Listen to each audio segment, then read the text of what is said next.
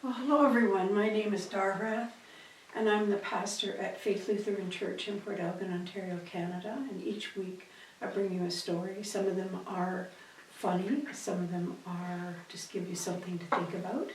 Different authors, and the author this week is Bob Johnston in a book called Sunset Musings. And the title of the story is Look at Me. Grandpa, look at me put my head underwater. Grandma, watch what I can do on my rope swing. Auntie, come and see me hit the ball.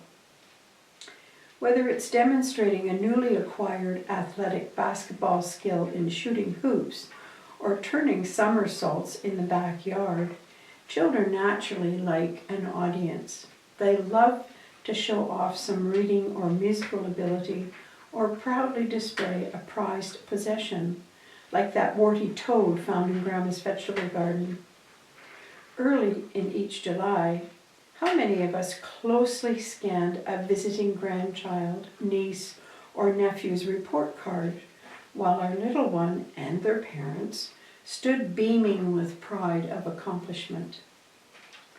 The need to be noticed certainly doesn't end with childhood.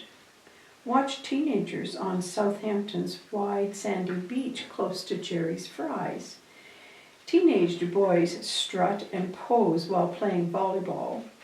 The girls join them and demonstrate a skill level which surprises the lads. Or perhaps the young ladies choose to stroll casually along the shore, glancing occasionally over a shoulder to see if they are being noticed by those same young male athletes. As a gangly, hormone-driven 16-year-old on my family farm, I spent many early mornings before the school day started playing on our front hayfield.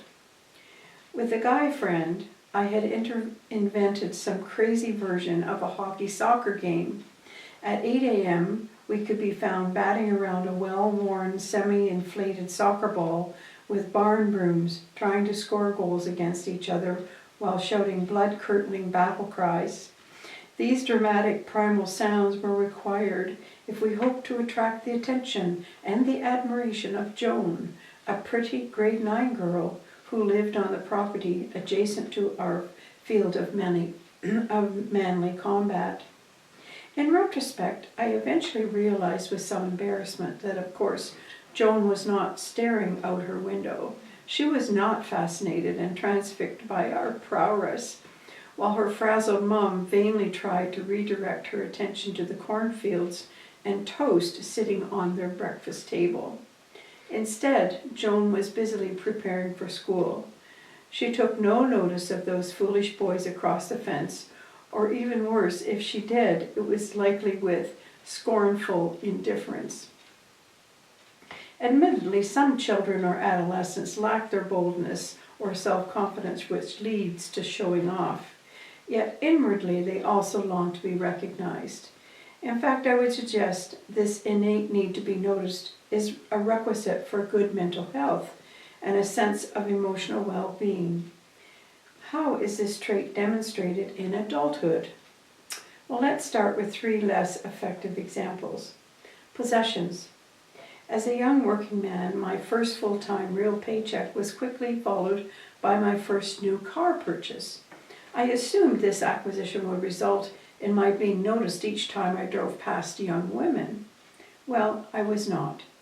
Even if I evoked some admiration, it would be the car, not Bob, as the object of attention. The problem with trying to find recognition and affirmation through material possessions, like Gucci bags and BMW sports cars, is that such attention is conditional on being able to attain these objects. Once they are gone, so is our sense of self-worth. Physical beauty. Other adults rely on physical attractiveness to be noticed. That, too, is a fleeting source of valuation, as many older Hollywood actresses have sadly discovered. Bragging.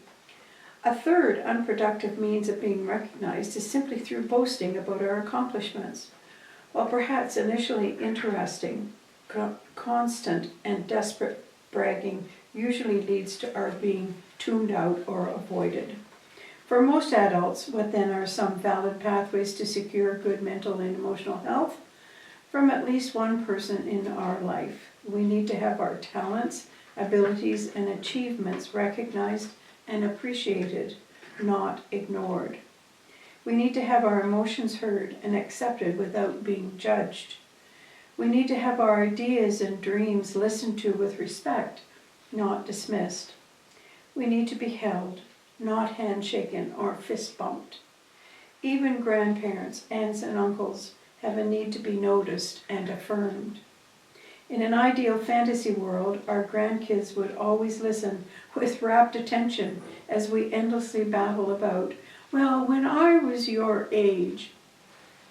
In reality, as grandparents who need to be recognized in our sunset years, perhaps the best we can hope for from our visiting little ones is, Tommy, watch Grandpa while I fumble with this remote. Jenny, see Grandma as she tries to find her glasses. Hey kids, look at me while I take my pills. I guess sometimes any attention is better than no attention at all. Boy, I can sure identify with this story. My grandchildren are helping me with my cell phone. And one day when I was visiting with them, they said, oh, you need to get some apps on your cell phone, Grandma. And I said, what's an app? Well, they went hysterical. And anyway, they do help me with those things, and they're delightful. We have 6 of them, so we're so blessed. And I do watch them do things. I watch their volleyball games, and I go to their dance recitals, and just try very hard to appreciate them and praise them. So, thanks for taking 5, and blessings on your day.